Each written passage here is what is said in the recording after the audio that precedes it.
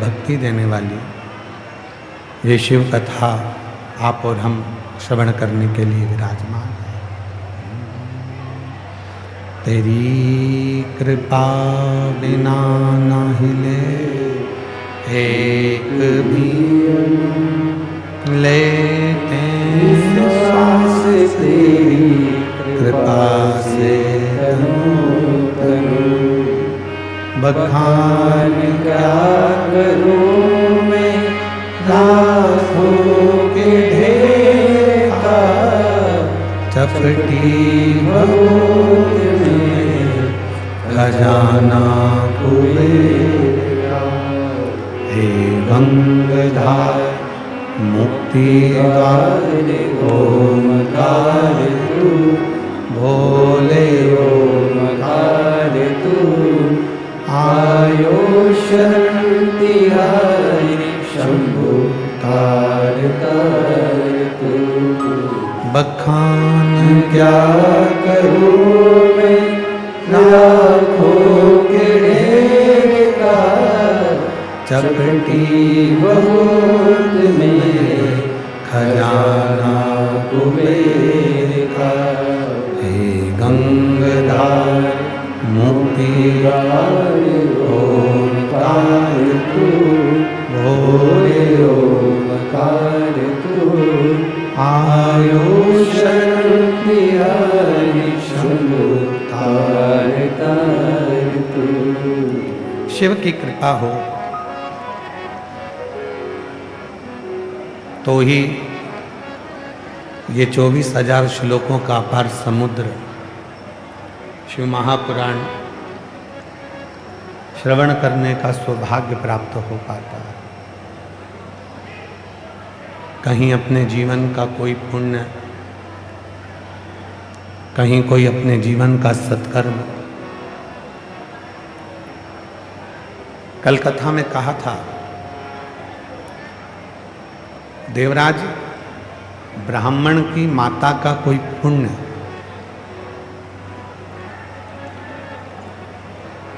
देवराज ब्राह्मण की माता का पुण्य, उसका एक लोटा जल जब उसका फल प्राप्त हुआ तब जाकर कहीं देवराज शिवालय तक पहुंचा, शिव मंदिर तक पहुंचा।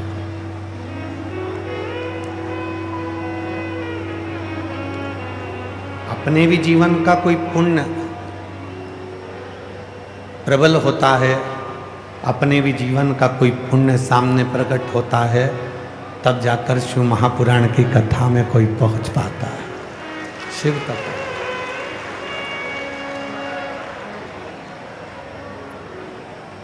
कल आपको कथा में कहा था कि दुनिया में सबसे कठिन अगर कोई कथा है तो वो शिव महापुराण की कथा है, जिसको श्रवण करना, कराना और उसको अपनी जीवन में उतारना बड़ी कठिन।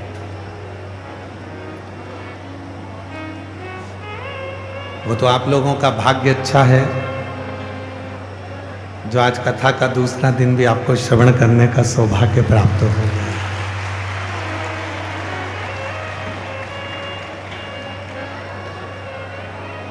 कहीं आप लोगों का 2 लोटा जल, और आज तो कहूँगा तुम्हारा 4 लोटा जल काम आ गया।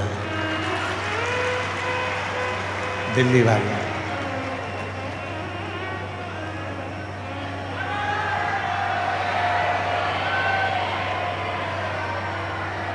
और यही भगवान भोलेनाथ जी से प्रार्थना है, शिव जी से प्रार्थना है कि जिस भाव से आप शिव महापुराण की कथा को श्रवण करने के लिए आए हो, जिस भाव से आप कथा सुनने के लिए पहुँचे हो, मेरा देव अधिदेव महादेव आप सबके मन की मनोरथ पूर्ण करे, मन की कामना पूर्ण करे। बस इतना ध्यान रखो कि शिव तत्व को कैसे भजना है, भगवान देव अधिदेव महादेव की भक्ति कैसे करना है, स्मरण कैसे करना, मंत्र जाप कैसे करना है, नाम जाप कैसे करना है, कीर्तन कैसे करना, शिव की अविरल भक्ति को कैसे धारण करना, भगवान शंकर के स्मरण को कैसे धारण करना। एक बड़ी सुंदर सी बात आती है,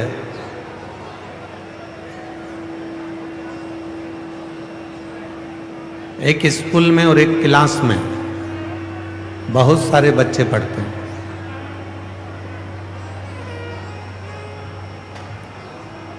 एक क्लास में बहुत सारे बच्चे, बहुत सारे स्टूडेंट हैं, पढ़ाई कर रहे हैं, अध्ययन कर रहे हैं, पढ़ने में लगे हुए। और इतने सारे स्टूडेंट जब पढ़ाई करते हैं, अध्ययन करते हैं, पीछे के बाद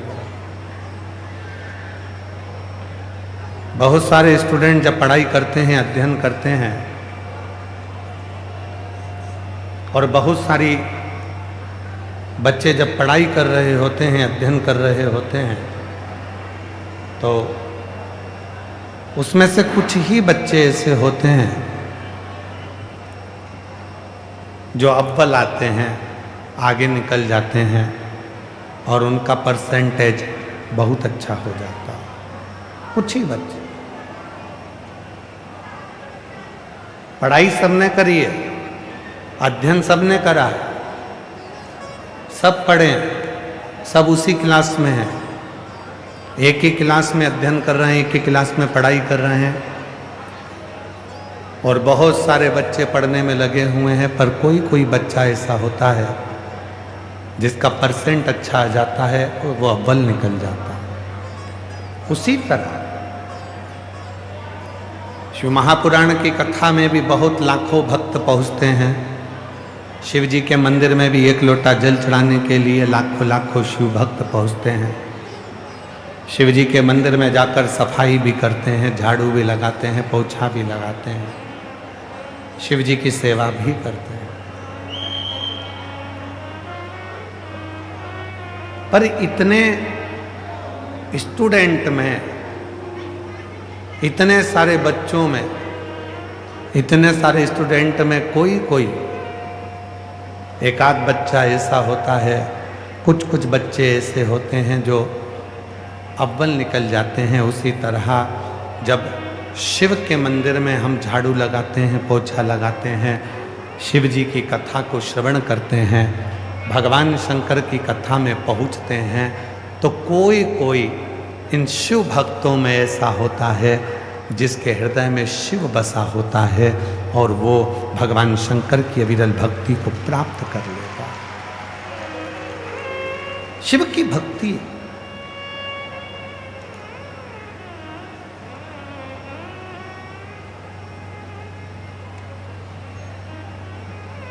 और ये भक्ति कोई साधारण नहीं है। आप भगवान शंकर के मंदिर में जा रहे हैं, एक लोटा जल चढ़ा रहे हैं, शिव जी के मंदिर में झाड़ू लगा रहे हैं, शिव जी के मंदिर में पोछा लगा रहे हैं, शिव जी के मंदिर में चाकरी कर रहे हैं, शिव जी के मंदिर में सेवा कर रहे हैं, ये भक्ति कोई साधारण नहीं है।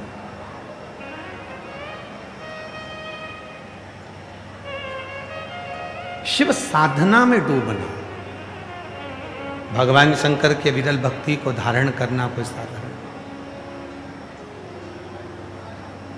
और मेरी जीजियों, मेरे जीजाओं, कॉलेज, स्कूल आपको पढ़ाई की डिग्री दे सकता है। जिस कॉलेज में पढ़ते हो वहां से आपको पढ़ाई की डिग्री मिल सकती है। जिस स्कूल में पढ़ते हो उस स्कूल से आपको डिग्री प्राप्त हो सकती है, पर उस डिग्री से आप कुर्सी तक भी पहुंच सकते हो, अच्छे पद तक भी पहुंच सकते हो, वैभव भी प्राप्त कर सकते हो, पर सही डिग्री अगर कहीं मिल सकती है तो वो घर के संस्कारों से मिलती है, अपने परिवार से मिलती है।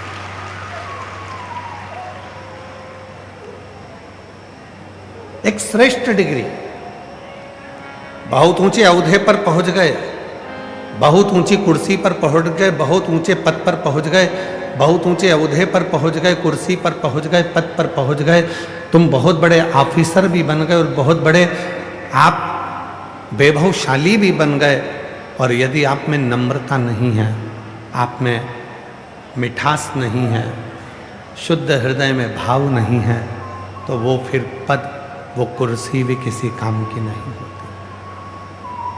मूल है आपका प्रेम।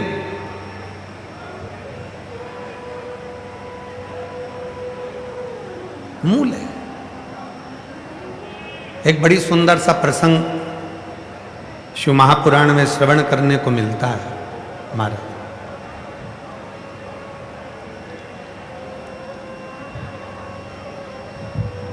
एक बार भगवान देवादिदेव महादेव के 10 मां विद्या के साथ में माता पार्वती जी के साथ में भगवान शंकर के 10 अवतार हैं।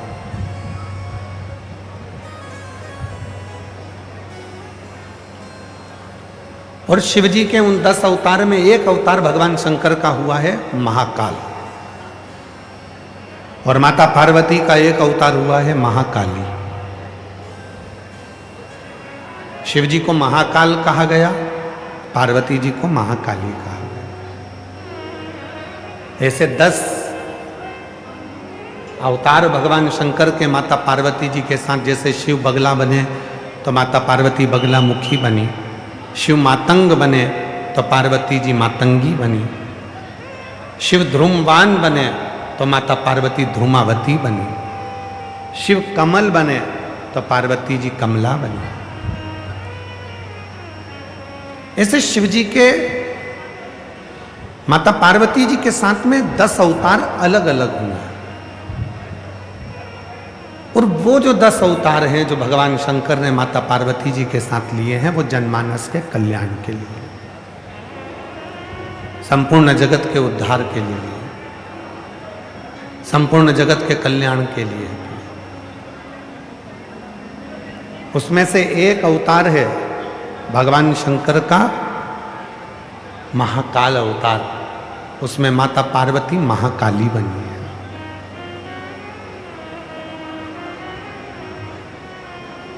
अब पार्वती जी जब महाकाली बन गई तो भगवान शंकर महाकाल के रूप में जब प्रकट हो गए, तो भगवान शंकर का जो महाकाल का स्वरूप था, भगवान शिव का जो महाकाल का स्वरूप है, सिर पर जटा बंधी हुई है, चंद्र रखा है, बड़े बड़े भगवान शिव के नेत्र हैं, बड़ी सुंदर उनका स्वरूप है, कानों में बिच्छू पड़ा हुआ है, गले में सर्प पड़ा हुआ है, और बाबा का बड़ा सुंदर स्वरूप, स्वयं महाकाल।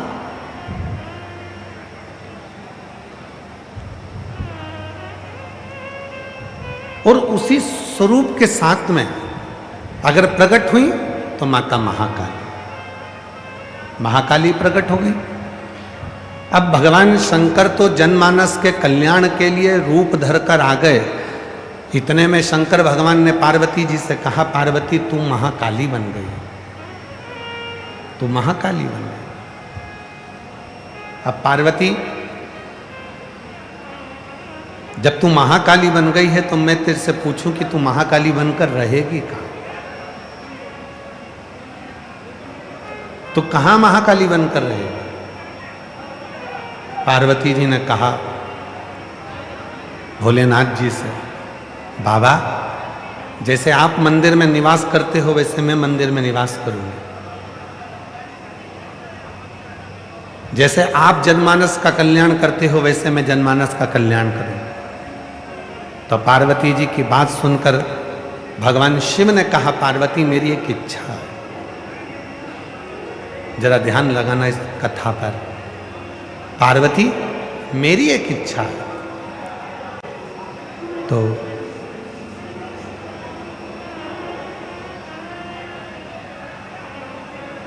पार्वती मेरी एक इच्छा है, अगर तुम उसको पूर्ण करो तो। पार्वती जी ने कहा बोलिए आपकी क्या इच्छा है? शिव जी कहते हैं, पार्वती तू मंदिर में रहे मना नहीं है, तू मंदिर में निवास कर मना नहीं है, तुम मंदिर में जाकर विराजमान हो जा महाकाली बनकर, मना नहीं है। पर पार्वती, मेरा एक मन है कि संपूर्ण जगत में जितनी नारियां हैं, संपूर्ण जगत में जितनी स्त्रियां हैं, उन स्त्रियों के भीतर भी तुम महाकाली बनकर विराजमान हो जा। उनके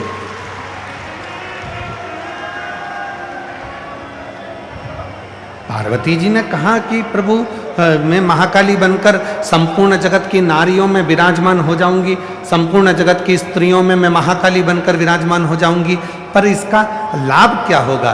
तब भगवान देव अधिदेव महादेव ने कहा, पार्वती, जब संपूर्ण जगत की नारियां अपने घर में रहेंगी, दुख आएगा उसको निगल जाएंगी, तकलीफ आएगी उसको निगल जाएंगी। अपने पति पर, अपने पुत्र पर, अपने पिता पर, अपने भाई पर जब कष्ट आएगा तो तू उनके भीतर विराजमान होकर उनके दुखों को तू निगल जाएगा। शिव तत्व कहता है, मां पार्वती जी ने उसी दिन भगवान शंकर को वचन दे दिया। माता पार्वती जी ने भगवान शंकर को उसी दिन वचन दे दिया। पार्वती जी ने वचन दिया उसी दिन।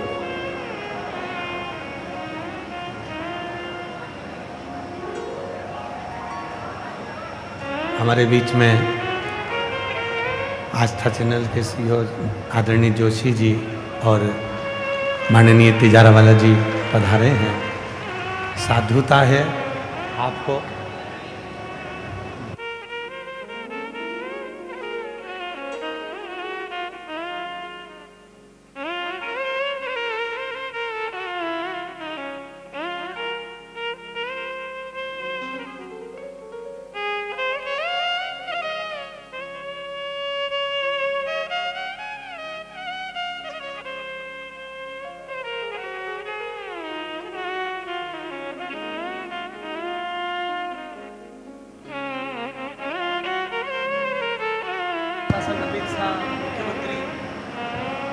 बहुत बहुत साधुवाद है यहाँ के सांसद महोदय श्री योगेश चंदोलिया जी को, जिन्होंने आज की कथा को जो चल रही है उसको बल प्रदान करा, और यहाँ की प्रशासन को भी बहुत बहुत साधुवाद। मैं यहाँ के आईजी, डीआईजी, यहाँ के कमिश्नर, यहाँ के एसपी, यहाँ के एसएसपी, यहाँ के माननीय मुख्यमंत्री जी श्रीमती रेखा गुप्ता जी को, और यहाँ के गृह मंत्री भारत सरकार के माननीय श्री अमित शाह जी को, प्रधानमंत्री जी को, सभी को साधुवाद देता हूँ। जो दिल्ली के इस जापानी बार में जो कथा हो रही है उसमें लाखों भक्तों को संभालना और साथ में इस कथा को प्रारंभ करने के लिए बहुत बहुत साधुवाद। एक बार जोरदार ताली बजाएं सभी साधु। मैं तिजारावाला जी को भी धन्यवाद देता हूं, जिन्होंने सुबह से बहुत प्रयास कर इस कथा को प्रारंभ हो, उसके लिए बहुत बहुत प्रयास किया है। उसके लिए उनके लिए भी एक बार जोरदार ताली बजाएं साधु। शिव तत्व किसको? पार्वती जी कर रही है। माता पार्वती जी ने शिव जी से कहा, भोलेनाथ जी से कहा, आप कहते हो कि मैं संपूर्ण नारियों में, संपूर्ण स्त्रियों में, संपूर्ण जगत की स्त्रियों में मैं जाकर विराजमान हो जाऊं तो मैं हो सकता, पर मुझे इतना सा पूछना है कि मेरे विराजमान होने से संपूर्ण जगत की स्त्रियों में, संपूर्ण जगत की नारियों में जब मैं विराजमान हो जाऊंगी, बैठ जाऊंगी, संपूर्ण जगत की स्त्रियों में मैं विराजमान हो जाऊंगी, तब संपूर्ण जगत की नारियों का कार्य क्या होगा? तो कहा, संपूर्ण जगत की जो स्त्रियां हैं, जब हे महाकाली तुम स्वयं उनके भीतर जब विराजमान हो जाओगी तो ये निश्चित है कि उनके परिवार में जो दुख आएगा, उनके परिवार में जो कष्ट आएगा, उनके परिवार में जो तकलीफ आएगी, वो तकलीफ को तुम स्वयं महाकाली बनकर उस तकलीफ को निगलती चली जाओगी, उस तकलीफ को झेलती चली, उस तकलीफ को झेल। शिव कथा कर रहे, भगवान शंकर का एक पवित्र चरित्र कहता है कि भगवान देवादिदेव महादेव को ढूंढने के लिए कहीं जाने की जरूरत नहीं।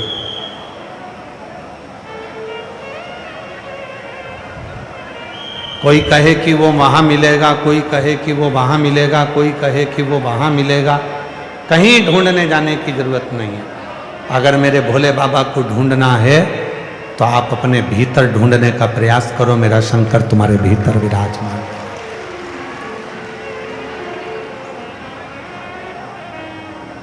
आप माता रानी को ढूंढना चाहते हो, जगत जननी दुर्गा भवानी को ढूंढना चाहते हो, माँ आद्य शक्ति को, माँ जगत जननी जगदम्बा को, माँ आद्य शक्ति दुर्गा भवानी को ढूंढना चाहते हो तो कहीं ढूंढने जाने की जरूरत नहीं है। तुम्हारे घर में जो नारी विराजमान है, तुम्हारे घर में जो माँ विराजमान है, तुम्हारे घर में जो बेटी विराजमान है, तुम्हारे घर में जो बहन है, बस उसी में तुम उस जगत जननी के स्वरूप का दर्शन करो तो माता का दर्शन अपने आप होने लगेगा, अपने आप। उनको ढूंढने जाने की जरूरत नहीं पड़ेगी, उनको बहुत दूर जाकर ढूंढना नहीं पड़ेगा। और ये चरित्र केवल बोलने का चरित्र नहीं, शिव महापुराण के अंतर्गत भगवान ब्रह्मा जी जब स्वयं कहते हैं कि इस सृष्टि का रचनाकर्ता मैं हूं, जब ब्रह्मा जी स्वयं कहते हैं कि इस सृष्टि का रचनाकर्ता मैं हूं, इस सृष्टि को रच में रहा हूं, इस सृष्टि को चला में रहा हूं, इस सृष्टि को करने वाला मैं हूं, इस सृष्टि का रचनाकर्ता मैं हूं, तब स्वयं भगवान विष्णु ब्रह्मा जी को समझाते हैं, नहीं ब्रह्मदेव, ये तुम कहना बंद कर दो कि इस सृष्टि का रचनाकर्ता मैं हूं।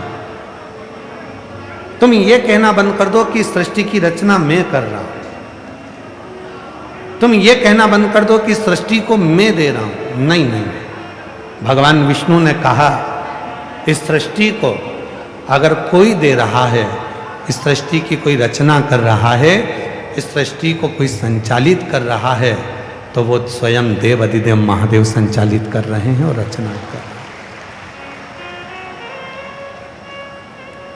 और रचा है सृष्टि को जिस प्रभु ने, वही ये सृष्टि चला रही। रचा है सृष्टि को जिस प्रभु ने, वही ये सृष्टि चला रही। जो पेड़ हमने लगाया पहले, जो पेड़ हमने लगाया पहले, उसी का फल हम पा रहे।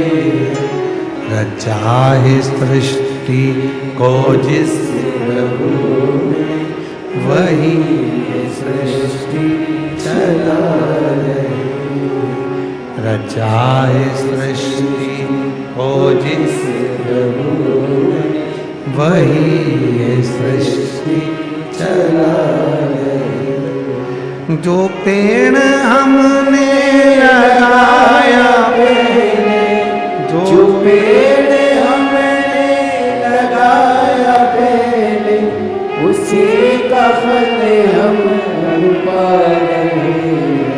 रचा है सृष्टि को जिस प्रभु ने, वही ये सृष्टि चला रही। रचा है सृष्टि को जिस प्रभु ने, वही ये सृष्टि चला रही। स्वयं भगवान विष्णु ने कह दिया ब्रह्मा जी को, ब्रह्मदेव तुम यह कहना बंद कर दो कि यह सृष्टि की रचना मैं कर रहा हूँ, इस सृष्टि को मैं चला रहा हूँ। ब्रह्मा, बल्कि तुम कहो कि मैं इस सृष्टि का रचना करता नहीं हूँ, मैं इस सृष्टि का संहार करता नहीं हूँ, इस सृष्टि का रचना करता और संहार करता तो स्वयं देव अधिदेव महादेव है। मैं इसका कुछ भी नहीं, मैं कुछ भी नहीं। जो कुछ कर रहा है वो शिव कर रहा है। हम एक बात पूछें आपसे दिल्ली वालों, जरा उत्तर दीजिएगा, मेरी दिल्ली की जीजियों, मेरे दिल्ली के जीजाओं, मेरी बेटियों बेटाओं और मेरे बुजुर्ग माता पिता, उत्तर देना।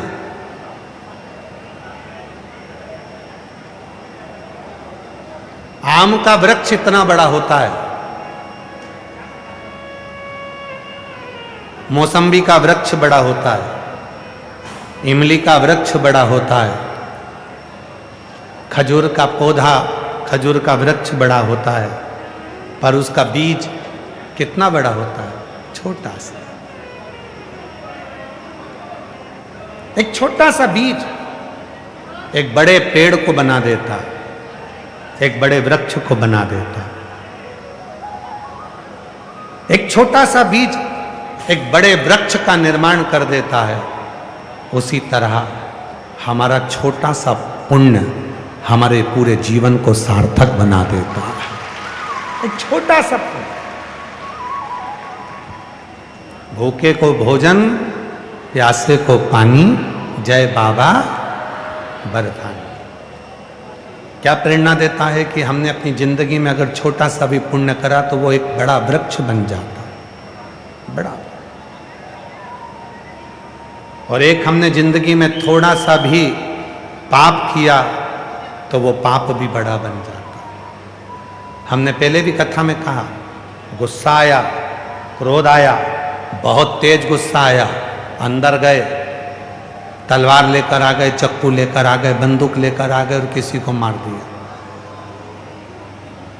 कितनी देर का गुस्सा आया था? 10 मिनट का। कितनी देर का गुस्सा आया था? 15 मिनट का। कितनी देर का गुस्सा आया था? 20 मिनट का। 10 मिनट के गुस्से में तुमने झगड़ा भी कर लिया, 15 मिनट के गुस्से में तुम घर में चले भी गए, 15 मिनट के गुस्से में तुम तलवार निकाल के लिए आए, 15 मिनट के गुस्से में तुम चक्कू निकाल कर लिया है, 15 मिनट के गुस्से में तुम बंदूक निकाल कर लिया है। और वो 15 मिनट का गुस्सा ऐसा आया कि तुमने सामने वाले को तलवार से मार दिया, चक्कू से मार दिया, बंदूक से मार दिया। अब गुस्सा कितनी देर का था? 10 मिनट का। गुस्सा कितनी देर का था? 15 मिनट का। अब 15 मिनट का गुस्सा, 10 मिनट का गुस्सा, अब तुमको सजा कितने समय की दिलवा रहा है? वो 10 मिनट का जो गुस्सा है, जो 15 मिनट का गुस्सा है, वो सजा दिलवा रहा है 10 साल की, 15 साल की, 20 साल की। अब जरा अंदाजा लगाना कि गुस्सा था 10 मिनट का, क्रोध था 10 मिनट का, गुस्सा आया था 15 मिनट का, और सजा कितने समय की हो गई? 15 साल की।